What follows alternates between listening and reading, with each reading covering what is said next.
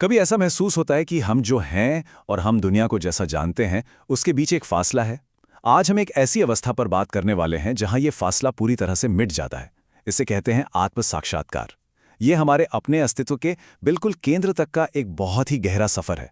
तो चलिए इस सफर पर निकलते हैं। तो आखिर ये आत्म साक्षात्कार है क्या चीज?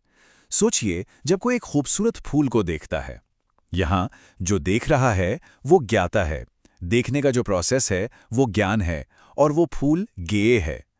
आत्म साक्षात्कार वो अवस्था है जहां ये तीनों, देखने वाला, देखने की क्रिया और वो फूल, एक हो जाते हैं। दृष्टा, दर्शन और दृश्य का फर्क ही खत्म हो जाता है। यही हमारी इस दार्शनिक यात्रा की मंजिल है।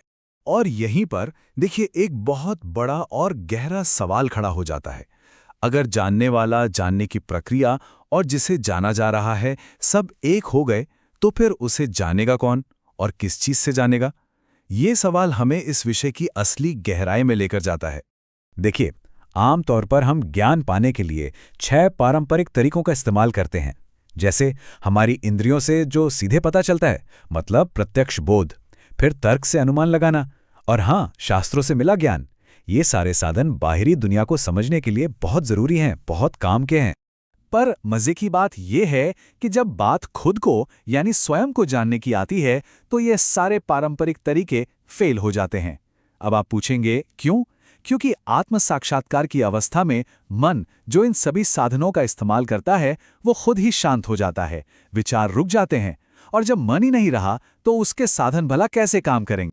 यहीं एक बहुत दिलचस्प सच्चाई सामने आती है। आत्मा को जानने के लिए किसी बाहरी औजार की जरूरत ही नहीं है, क्योंकि वो तो अपने आप में ही ज्ञान का स्वरूप है। ये कुछ वैसा ही है जैसे सूरज को देखने के लिए हमें टॉर्च की जरूरत नहीं पड़ती। ज्ञान उसका स्वभाव है, उसे कहीं बाहर से नहीं लाना पड़ता। तो फिर इसका रास्ता क्या है? वो रास्ता है समाधि। ये वो परम अवस्था है जहां विचार पूरी तरह से थम जाते हैं। और सोचिए, जब विचार ही नहीं बचेंगे तो अशांति और हमारी पुरानी आदतों की जो जड़ें हैं वो भी तो अपने आप कट जाएंगी। समाधि उस पार जाने का एक बहुत शक्तिशाली जरिया है। इसे समझिए, ये एक तरह का सौदा है, बल्कि परम सौदा।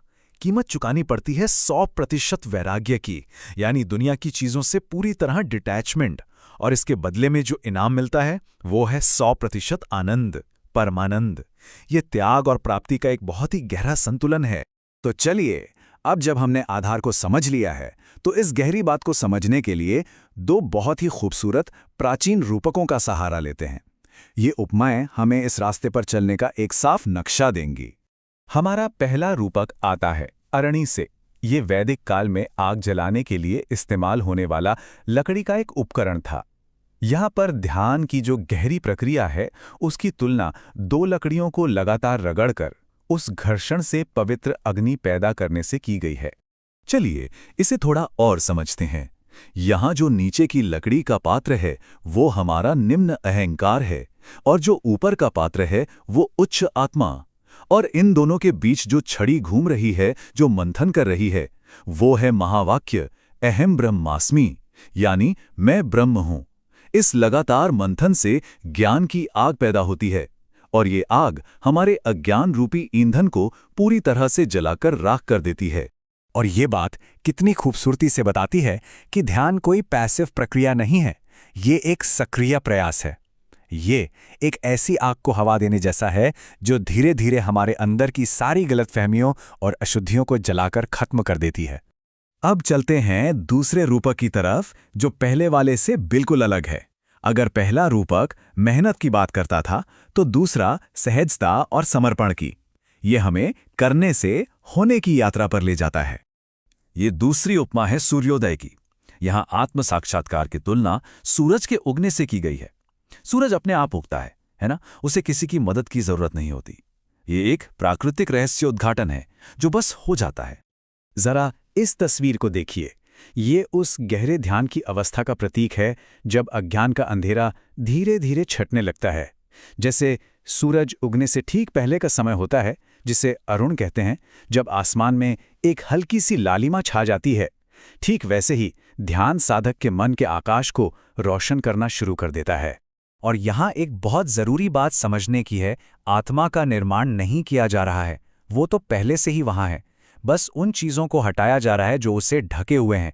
ये कुछ नया बनाने की नहीं, बल्कि जो पहले से मौजूद है उसे प्रकट करने की प्रक्रिया है। सूर्योदय का ये रूपक इसी सहजता पर जोर देता है। हमें सूरज को धक्का नहीं देना पड़ता। हमारा काम तो बस उन बादलों को हटाना है जो उसे छुपा रहे हैं। हमारे अज्ञान के बादल, हमारी गलत धारणाओं के बादल।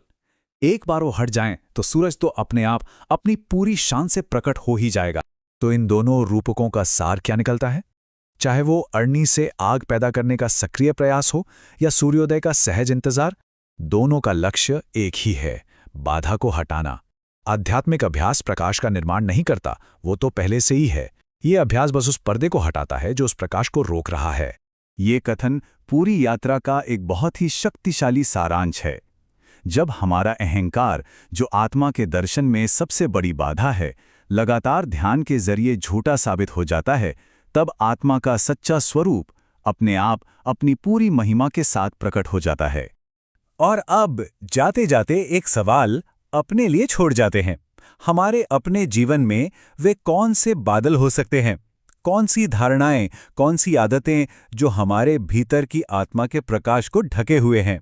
इस पर विचार करना शायद इस यात्रा का पहला कदम हो सकता है।